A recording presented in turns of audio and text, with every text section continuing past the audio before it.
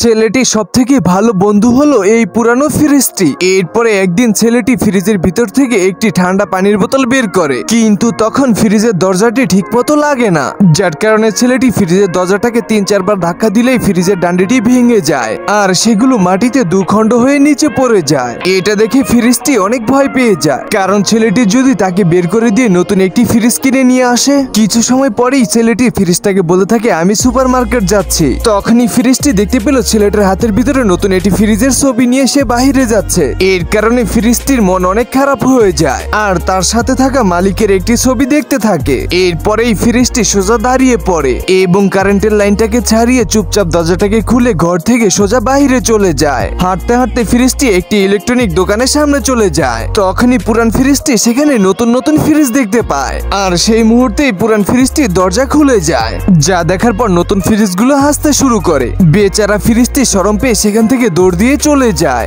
অন্যদিকে ছেলেটি ঘরের ভিতরে ঢুকে দেখতে পায় যে তার ভালোবাসার ফ্রিজটি ঘরের ভিতরে নেই, যার কারণে ছেলেটি কান্না করতে করতে ঘর থেকে বের হয়ে পড়ে তার ফ্রিজটিকে খোঁজার জন্য। তখনই ছেলেটি নতুন ফ্রিজের কাছে গিয়ে তার পুরান ফ্রিজের ছবি দেখিয়ে জিজ্ঞাসা করলে তারা কিছুই বলে না, কিন্তু সেখানে থাকে একটি রাইস কুকার ছেলেটিকে ইশারা দিয়ে বলে দেয় তার ফ্রিজের কথা। অন্যদিকে পুরানো ফ্রিজটি হাঁটতে হাঁটতে পাহাড়ে উঠে যায় এবং সেখানে থাকা একটি দোলনায় বসলেই দোলনাটি ছিঁড়ে নিচে পড়ে যায় আর তার সাথে থাকা মালিকের একটি ছবি দেখেই নিচে ফেলে দেয়। তখনই ছেলেটি ফ্রিজের কাছে চলে আসে। এরপরে ফ্রিজটিকে বলতে থাকে আমি তো নতুন কোনো ফ্রিজ কিনতে যাইনি, উল্টো তোমার জন্য নতুন একটি হ্যান্ডেল কিনতে গিয়েছিলাম। তখন ছেলেটি কথা বলতে বলতে ফ্রিজটির গায়ে নতুন হ্যান্ডেলটি লাগিয়ে ফেলে আর তাকে বাড়িতে নিয়ে আসে। এরপরেই তারা একজন আরেকজনকে ভালোবেসে জড়িয়ে ধরে।